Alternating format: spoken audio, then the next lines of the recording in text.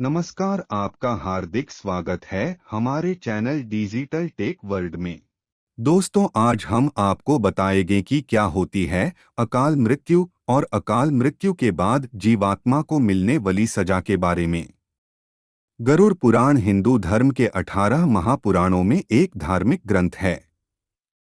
इसे वैष्णव संप्रदाय से संबंधित महापुराण भी कहा गया है। इस ग्रंथ को मृत्यु के बाद सद्गति प्रदान करने वाला माना जाता है। गरुड़ पुराण ग्रंथ में भगवान विष्णु और पक्षीराज गरुड़ के बीच हुई बातचीत में जीवन मृत्यु, स्वर्ग नरक और मृत्यु के बाद आत्मा के बारे में विस्तार पूर्वक बताया गया है। गरुड़ पुराण में बताया गया है कि मृत्युकाल यानी जब मृत्यु का समय निकट आता है, तब जीवात्मा से प्राण और देह का वियोग होता है। इसमें बताया गया है कि हर एक मनुष्य के जन्म और मृत्यु का समय निश्चित होता है, जिसे पूरा करने के बाद वह मोक्ष को प्राप्त करता है। लेकिन प्रश्न यह है कि यदि किसी की अकाल मृत्यु हो जाती है तो ऐसे में उस जीवात्मा का क्या होता है। जानते हैं गरुड़ पुराण के अनुसार क्या है अकाल मृत्यु और इसकी सजा। मृत्यु और अकाल मृत्यु में अंतर। गरुड़ पुराण के अनुसार किसी व्यक्ति के जीवन के 7 चक्र निश्चित होते हैं।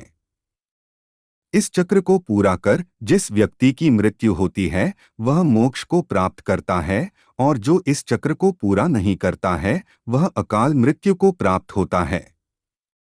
ऐसे लोगों की जीवात्मा को कई तरह के कष्ट भोगने पड़ते हैं।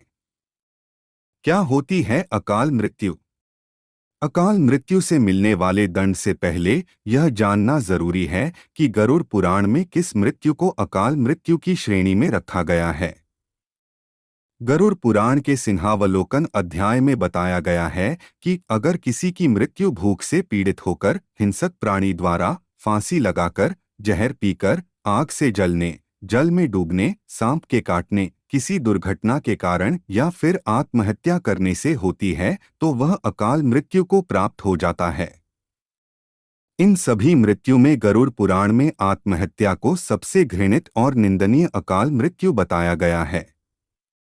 आत्महत्या को भगवान विष्णु ने परमात्मा का अपमान करने के बराबर बताया गया है।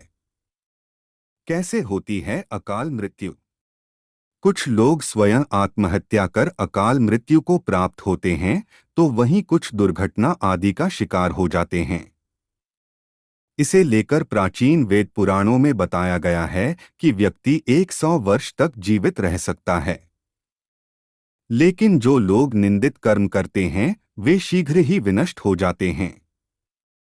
जीवन में किए कई महादोषों के कारण व्यक्ति की आयु क्षीण हो जाती है और वे अकाल मृत्यु को प्राप्त होते हैं।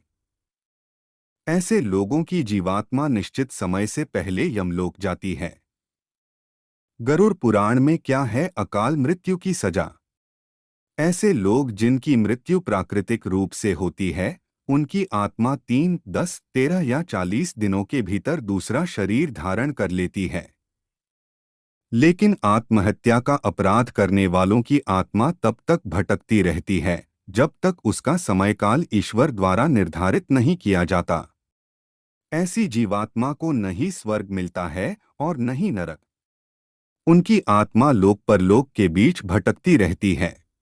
दोस्तों, आपको हमारी वीडियो पसंद आई तो कृपया चैनल को सब्सक्राइब कीजिए। आपका धन्यवाद।